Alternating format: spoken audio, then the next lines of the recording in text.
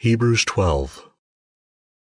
Therefore, let us also, seeing we are surrounded by so great a cloud of witnesses, lay aside every weight and the sin which so easily entangles us. And let us run with patience the race that is set before us, looking to Jesus, the author and perfecter of faith, who, for the joy that was set before him, endured the cross, despising its shame, and has sat down at the right hand of the throne of God. For consider him who has endured such contradiction of sinners against himself, that you don't grow weary, fainting in your souls. You have not yet resisted to blood, striving against sin. And you have forgotten the exhortation which reasons with you as with children. My son, don't take lightly the chastening of the Lord, nor faint when you are reproved by him.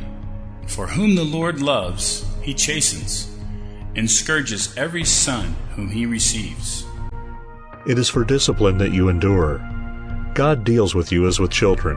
For what son is there whom his father doesn't discipline? But if you are without discipline, of which all have been made partakers, then you are illegitimate and not children. Furthermore, we had the fathers of our flesh to chasten us, and we paid them respect. Shall we not much rather be in subjection to the Father of spirits and live? For they indeed, for a few days, punished us as seemed good to them, but he for our profit, that we may be partakers of his holiness. All chastening seems for the present to be not joyous but grievous. Yet afterward it yields the peaceful fruit of righteousness to those who have been exercised thereby. Therefore lift up the hands that hang down, and the feeble knees, and make straight paths for your feet, so that which is lame may not be dislocated, but rather be healed. Follow after peace with all men, and the sanctification without which no man will see the Lord, looking carefully lest there be any man who falls short of the grace of God, lest any root of bitterness springing up trouble you, and many be defiled by it.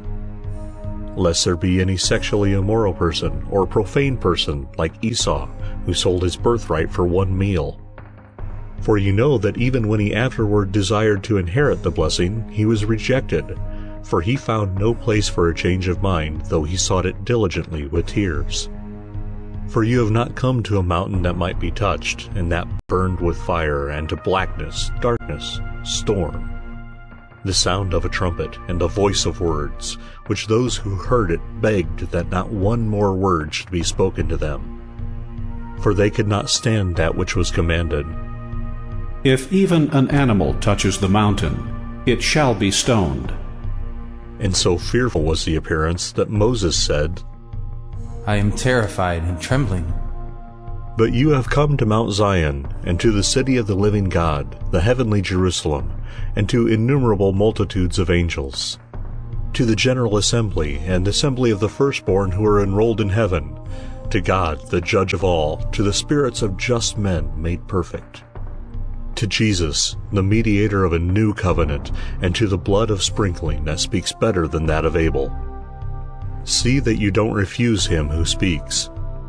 For if they didn't escape when they refused him who warned on the earth, how much more will we not escape who turn away from him who warns from heaven, whose voice shook the earth then, but now he has promised, saying, Yet once more I will shake not only the earth, but also the heavens.